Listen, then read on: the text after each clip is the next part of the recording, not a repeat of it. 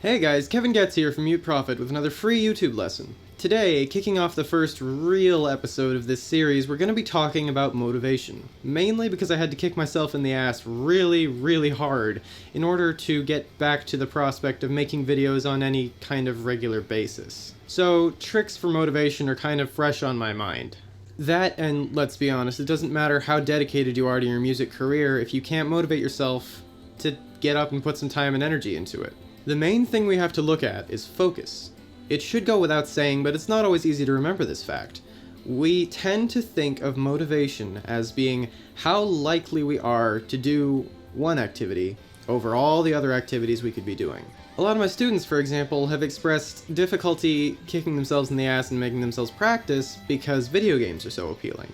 And see, if we think of focus as being the source of our motivation, the whole thing becomes this nice, easy, simple statement. What we think about determines what we're motivated to do. Here, let me give a personal example and see if this makes sense. Just bear with me for a sec. My first part-time job was in retail, and it was kind of a shock going from having nothing but free time to working like 39 hours a week.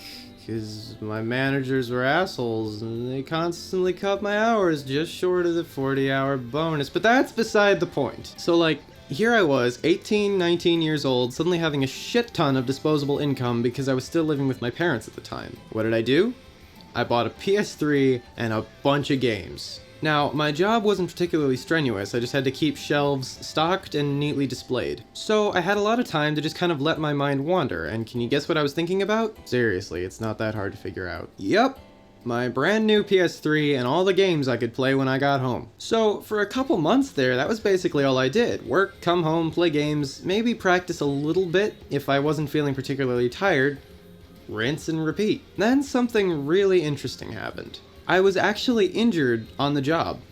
I was helping unload a shipment from the truck, and some dumbass decided to chuck a 50-pound box at me. Which, that actually isn't all that heavy, but since he didn't warn me beforehand, I had to catch it in a manner that looked something like this. Oh no!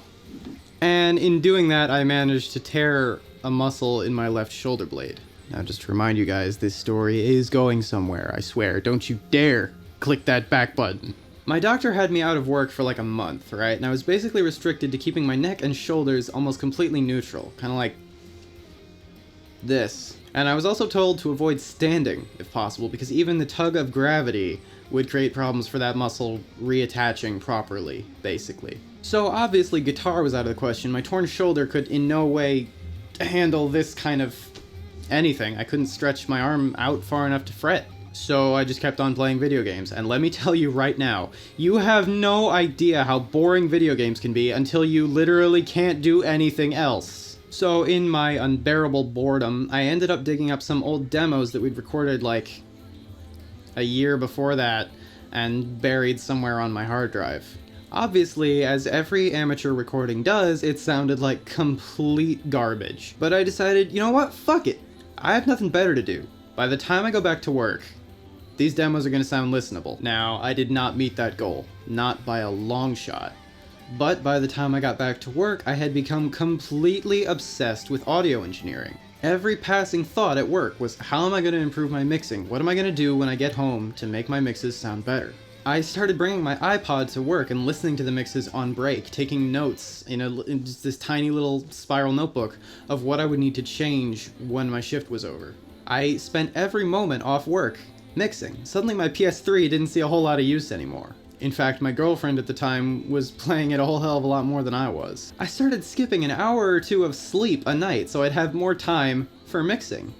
It was, by all rights, an obsession, and to an outside observer, I'm sure I looked like the most neurotically motivated person on the planet. So, guys, to conclude this story that I told you was going somewhere, if you're looking for a quick fix to boost your motivation, get obsessed. Make it a sort of mindfulness meditation. Take control of your thoughts and keep them entirely fixated on whatever it is that you're trying to get yourself motivated about.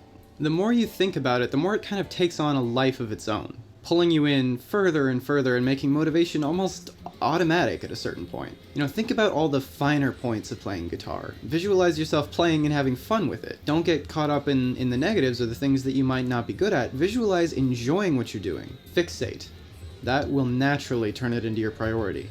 Alright, that's it for now. If you want to help me out at all, the best thing you can do is leave a like, a comment, and check out some playlists on my channel that have more lessons. And of course, don't forget to subscribe and follow me on Facebook. Thanks so much for watching, and I'll see you guys next time.